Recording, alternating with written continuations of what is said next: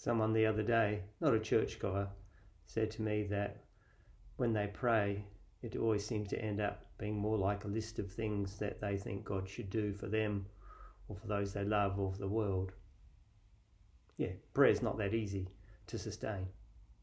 Hi, I'm Warren, the rector here at St. Columba's. Glad you could join me for my message of the day. If you've ever tried to pray at home for any period of time without a form of service, by which I mean a set of words, like you might get when you come to church on a Sunday morning, we use a liturgy, a form of service, a already written set of words.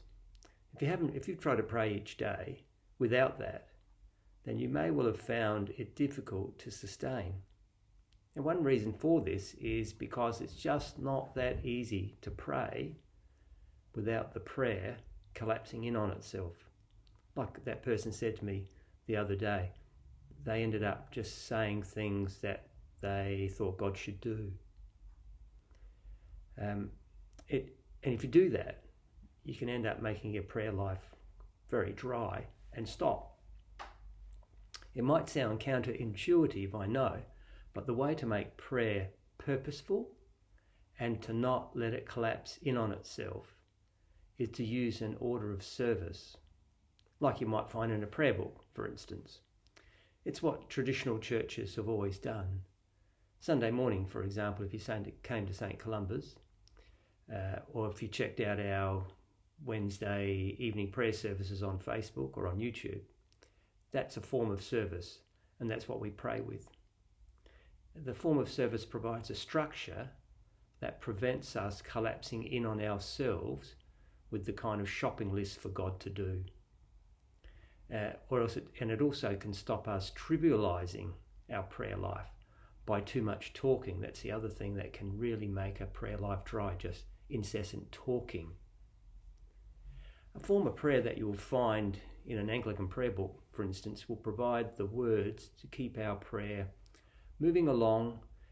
It'll include a whole lot of different kinds of prayer, like thanksgiving, for example, as well as asking for things. And the form of prayer will provide a framework for our individual prayers, both verbal, and this is important, both verbal and the prayer of the heart.